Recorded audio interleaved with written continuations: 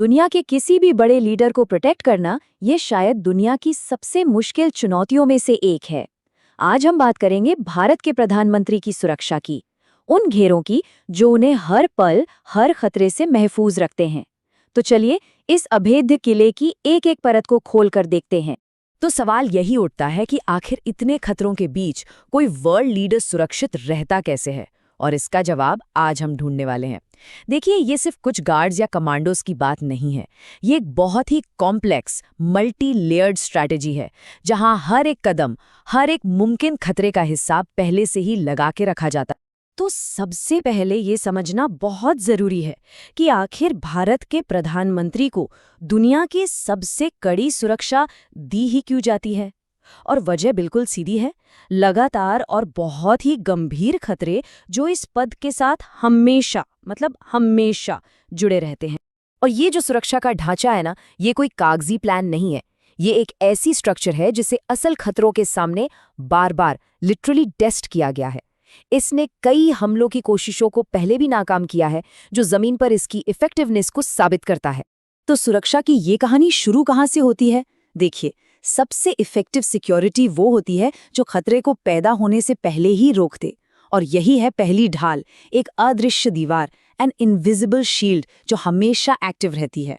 ये पूरी प्रोसेस मोटे तौर पर 3 स्टेप्स में काम करती है। सबसे पहला कदम है 24 घंटे इंटेलिजेंस की निगरानी।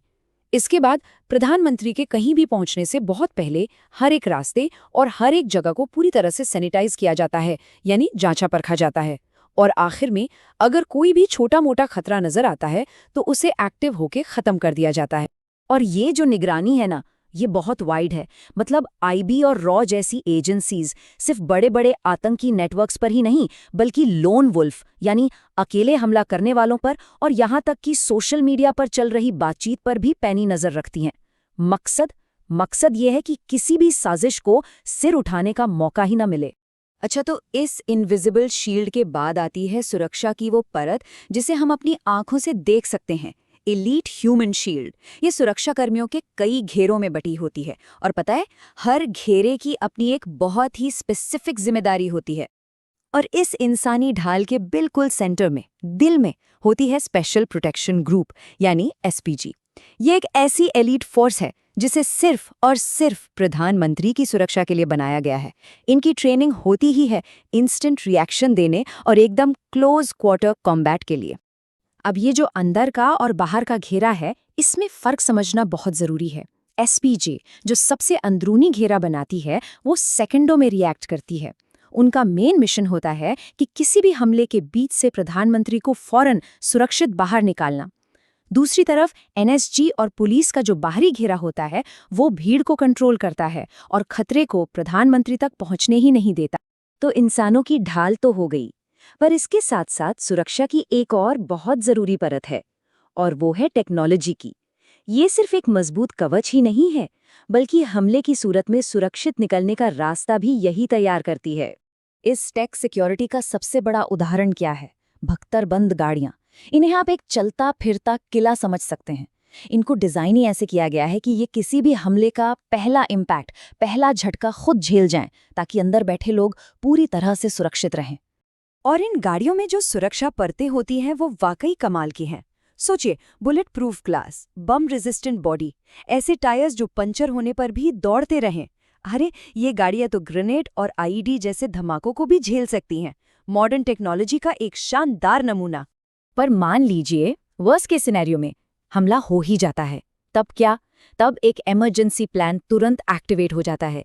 सीसीटीवी और ड्रोन से रियल टाइम में सब कुछ देखा जा रहा होता है। उसी के आधार पर फौरन फैसला लिया जाता है, और प्रधानमंत्री को पहले से तय ऑल्टरनेट रूट्स या एयरलिफ्ट करके या फिर पास के किसी सिक्योर बंकर के जरिए वहां से तुरंत निकाल लिया जाता है। तो अब सवाल ये है कि आखिर ये पूरा सिस्टम इतना सक्सेसफुल क्यों है? ये ढाल काम क्यों करती है? चलिए इसकी कामयाबी के पीछे के मेन रीजंस को समझते हैं। देखिए, इसकी सफलता का राज कई चीजों में छिपा है। पहला, इंटेलिजेंस की मदद से खतरे का बहुत जल्दी पता लगा लेना। दूसरा, रिएक्शन टाइम का बेहद तेज होना। तीसरा, कोई भी प्रिडिक्टेबल रूटीन ना होना, मतलब सुरक्षा प्लान्स लगातार बदलते रहते हैं ताकि कोई पैटर्न ही न बने। और सबसे जरूरी, सेंट्रल और स्टेट एजेंसीज के बीच एकदम परफेक्ट कोऑर्डिनेशन। और अगर हम इसे दुनिया के पर्सपेक्टिव से देखें तो भारत के प्रधानमंत्री की सुरक्षा का लेवल अमेरिका, रूस और चीन जैसे देशों के राष्ट्रपतियों के बराबर ही है। हर देश के पास अपनी एक ऐसी ही एलीट सिक्योरिटी एजेंसी होती है, जैसे अमेरिका की सीक्रेट सर्विस है या रूस की FSO। लेकिन एसपीजी फिर भी एक मामले में काफी यूनिक है। दूसरे देशों की एजेंसीज के काम का दायरा अक्सर बड़ा होता है, पर एसपीजी को बनाया ही सिर्फ और सिर्फ भारत के प्रधानमंत्री और उनकी इमीडिएट फैमिली की सुरक्षा के लिए गया है। यही उनका एकमात्र एक्सक्लूसिव फोकस है। तो आज हमने एक बहुत ही मजबूत फिजिकल सिक्योरिटी शील्ड के बारे में तो समझ लिया, लेकिन भविष्य के खतरे अब बदल रहे हैं। अब बात सिर्फ फिजिकल हमलों की नहीं बल्कि साइबर अटैक्स और डिजिटल वॉरफेयर की भी है। तो ऐसे में सवाल ये उठता है कि कोई भी ढाल, चाहे वो कितनी भी मजबूत क्यों ना हो, इन नए डिजिटल खतरों के सामने आखिर कब तक अभेद्य रह पाएगी।